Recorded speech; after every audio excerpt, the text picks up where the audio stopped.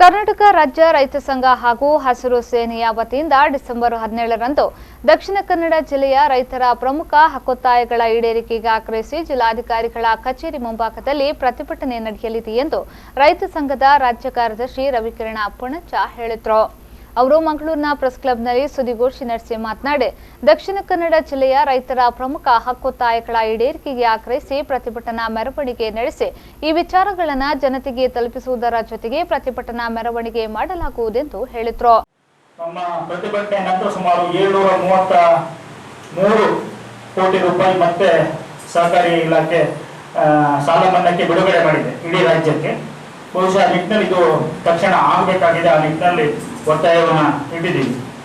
ಅದೇ ರೀತಿ 17-18 ಸಾಲಿನಲ್ಲಿ ಅಡಿಕೆ ಕೊಳೆ ರೋಗಕ್ಕೆ ಪರಿಹಾರ ಸುಮಾರು 56,000 ಅರ್ಜಿಗಳು ಬಂದಿತ್ತು. ಅದು ಇನ್ನೂ ಕೂಡ ಒಂದಷ್ಟು ಜನರಿಗೆ ಅದರ ಪರಿಹಾರಧನ ಬರಲಿಕ್ಕೆ ಬಾಕಿ ಇದೆ.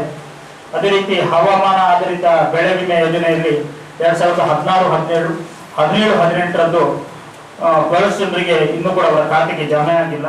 ಆ ನಿಟ್ಟಿನಲ್ಲಿ ಕೂಡ ಈ ಒತ್ತಾಯವನ್ನು ಇಟ್ಟುಕೊಂಡಿದ್ದೇವೆ. ಸುದ್ದಿಗೋಷ್ಠಿಯಲ್ಲಿ ಜಿಲ್ಲಾಧ್ಯಕ್ಷ ಓಸ್ವಾಲ್ಡ್ ಪ್ರಕಾಶ್ ಫರ್ನಾಂಡಿಸ್, ಜಿಲ್ಲಾ ಕಾರ್ಯದರ್ಶಿ ಪ್ರಸಾದ್ ಶೆಟ್ಟಿ ಪರಾಚೆ, ಜಿಲ್ಲಾ ಉಪಾಧ್ಯಕ್ಷ ಅಲ್ವಿನ್ ಮೆನೇಜಸ್, ಬೆಳ್ತಂಗಡಿ ತಾಲೂಕು ಘಟಕದ ಅಧ್ಯಕ್ಷ ಸುಧಾಕರ್ ಜೈನ್ ಕೊಕ್ರಾಡಿ ಉಪಸ್ಥಿತರಿದ್ದರು.